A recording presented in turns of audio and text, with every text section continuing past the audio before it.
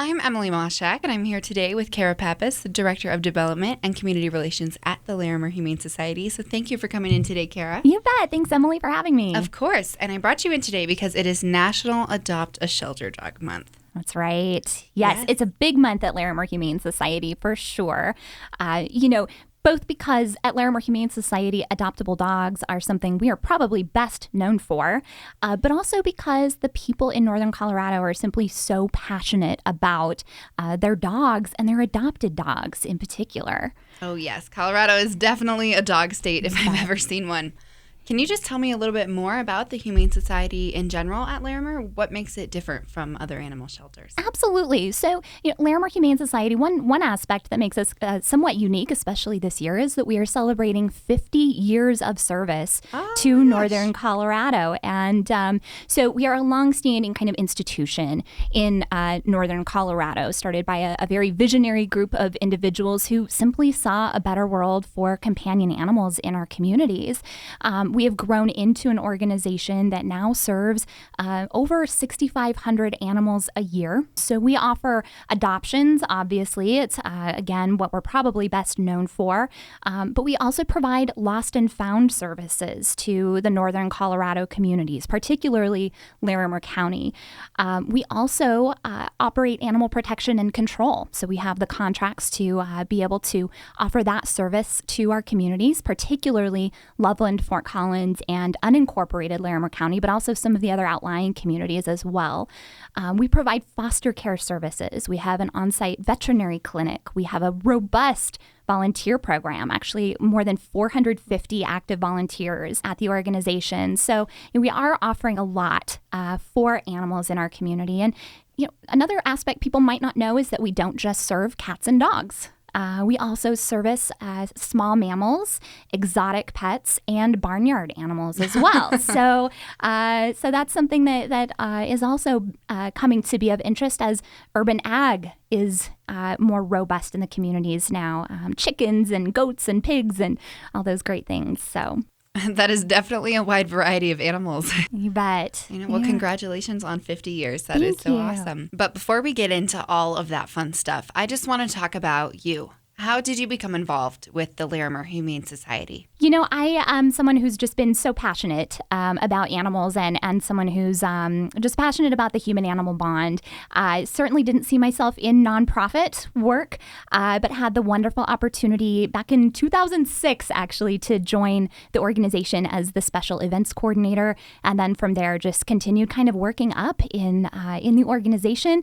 I was at the organization until about 2014, stepped away for a few years to try some other nonprofit work, and I'm back now again for just over a year. So it's been really wonderful coming back in this particular capacity. I have an amazing team that I'm so fortunate to work with every day, and along with other teams surrounding us in all of the different departments that we work with who are so passionate about animals and really want to ensure safety and compassion and responsibility where our animals are concerned. So for National Adopt a Shelter Dog Month, can you tell me a little bit about some of the dogs that you have at the shelter, and what do people need to know about adopting a dog from a shelter? That's a really great question. So, first of all, what I would say, Emily, is one of the common observations that's made about the adoptable dogs at our shelter is that they move, first of all, so very quickly.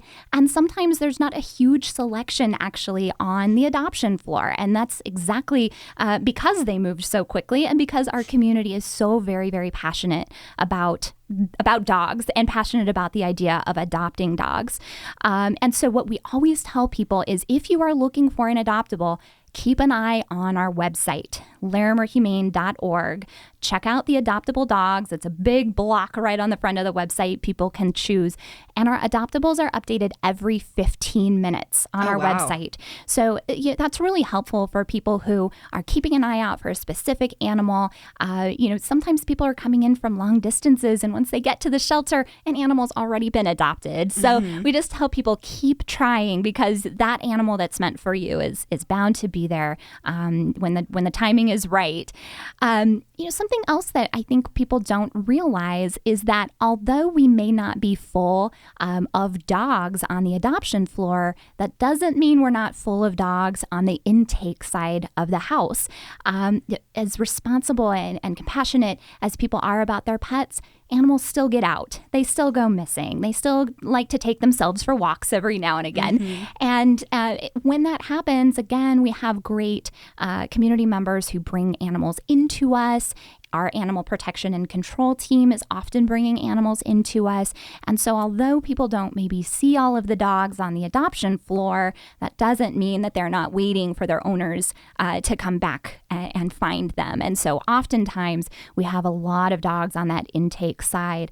And another unique aspect of Larimer Humane Society is that about 9 out of every 10 dogs that come into us will go right back home with their actual owners. Aww. And that's twice the national average in terms of getting dogs returned to their owners. So again, it's great because our communities are so responsible where it comes to licensing and spaying and neutering and microchipping those animals. And we have great neighbors who are really able and willing to get those animals back home when they go missing. How do you determine when a dog is ready to go to the adoption floor versus on the intake floor? That's such an excellent question. So really any animal that comes to us will be on the intake side of the house.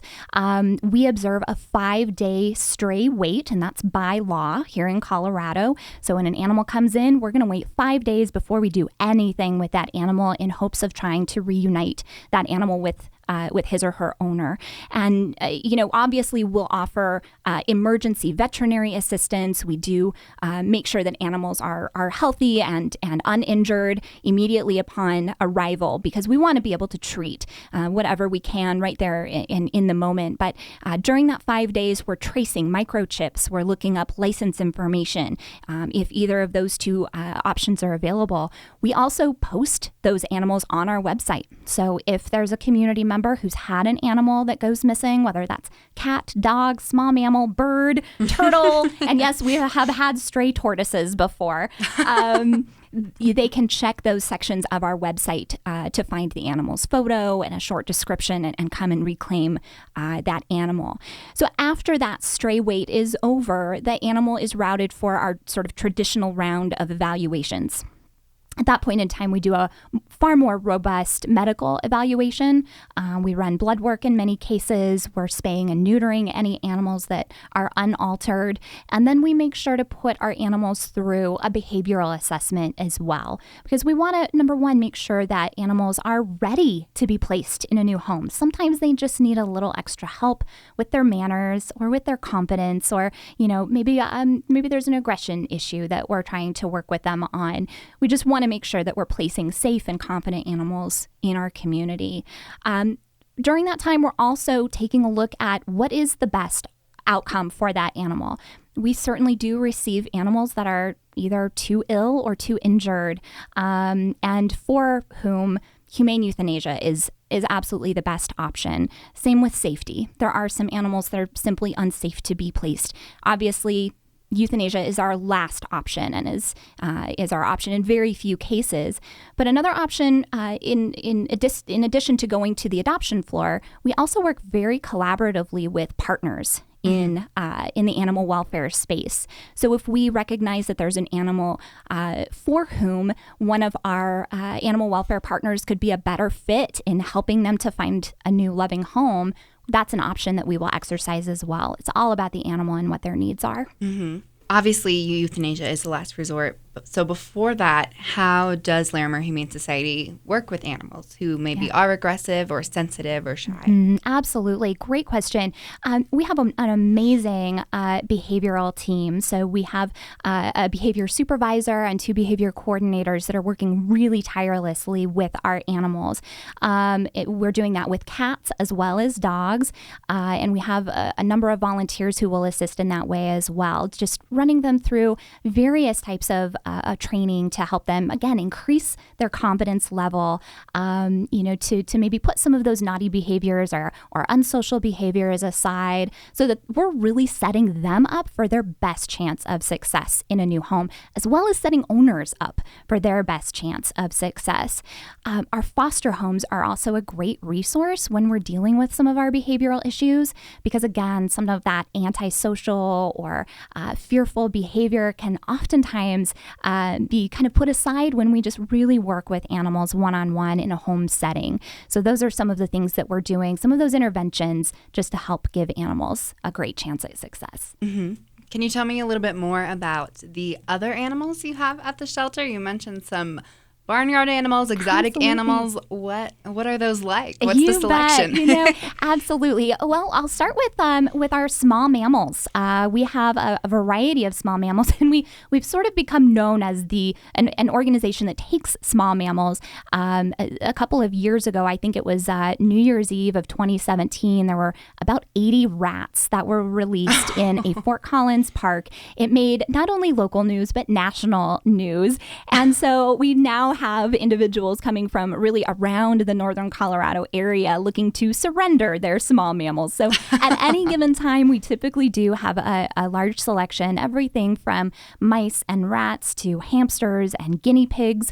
Occasionally, we will get animals like sugar gliders in, and often a pretty large selection of rabbits as well. In fact, actually, we have Bonnie and Lollipop, our two snuggle bunnies right now who are at the shelter, and they're very, very sweet. We also have exotic pets. So we'll get fish, we'll get snakes. We've had tarantulas before. Just a large variety of reptiles and amphibians, and so we will absolutely provide those animals a home between homes as well. And then our barnyard animals. We take a variety of barnyard fowl. So turkeys and chickens and geese and ducks are all welcome. We have a barn right on our campus at our facility, and so all of those animals have a very, very nice home when they're with us. We also take pigs and anything the size of a sheep or goat or smaller. Has room at Larimer Humane Society. So, and that's become a far more, as I mentioned, popular aspect of our work as urban agriculture is starting to really take over our communities. So we do have those animals available as well. And I think it's important to note that individuals looking to surrender those types of animals can look to Larimer Humane Society as a resource. Mm-hmm. So. Yeah, that is quite the selection. Right. I'm impressed. Well, Larimer Humane Society sounds like such an awesome place to work, especially with the variety of animals you have there. If one of our listeners wanted to get involved, volunteer, or donate maybe to the Humane Society, how would they go about that? Oh, that's a great question. Our website's a great resource for all of those things. In terms of volunteerism, we offer a volunteer orientation every month. All of that information's right on our website. Individuals can go there, sign up, complete a volunteer waiver, and we have 16 different volunteer programs individuals can become involved with. Some of those are animal handling positions. Others for individuals who say, gosh, I really want to help the Humane Society, but I just can't work with the animals.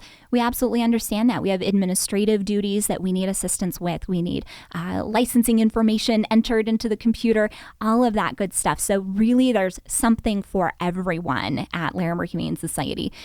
We also have a variety of commitment levels available. So for individuals who are willing to commit to a once weekly shift for 2 hours, we certainly can accommodate them. For individuals who simply want to come in and help set up for an event, maybe one of our fundraising events, we've got those opportunities available as well.